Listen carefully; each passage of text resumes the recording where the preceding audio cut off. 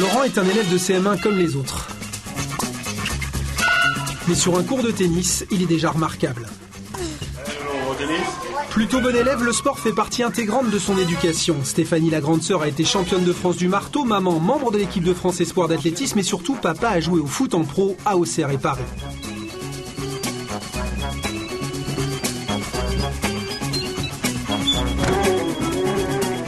Résultat, Laurent frappe la petite balle jaune dès l'âge de 3 ans et demi. Allez, et garde bien tes appuis. C'est Françoise qui a découvert Laurent. Aujourd'hui blessé, c'est Michel, son frère, également moniteur au tennis club de Mauriane, qui l'entraîne. Pour son âge, il a des qualités physiques, il est athlétique, il se déplace vite sur le court. Il a une très bonne vitesse de bras, par rapport à son âge, il a un gros service. Ici, on lui prédit d'ailleurs une première balle au-delà de 200 km/h et un avenir doré. Laurent est déjà intégré au pôle avenir de la Ligue Corse de tennis, mais il joue finalement encore assez peu, 5 à 6 heures hebdomadaires.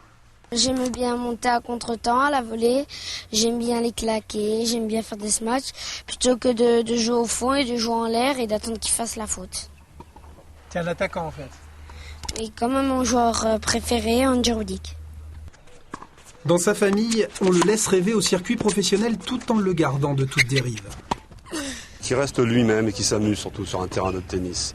Et si ça doit arriver, ça arrivera. Si ça n'arrive pas, qu'il s'amuse surtout, la notion de plaisir.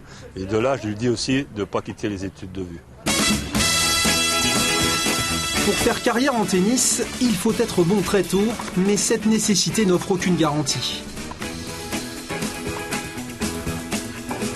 Par chance, Laurent a sans doute un plus, son environnement modérateur. Ainsi, il sait que pour claquer un jour une simple petite volée à Roland-Garros, il lui faudra énormément travailler.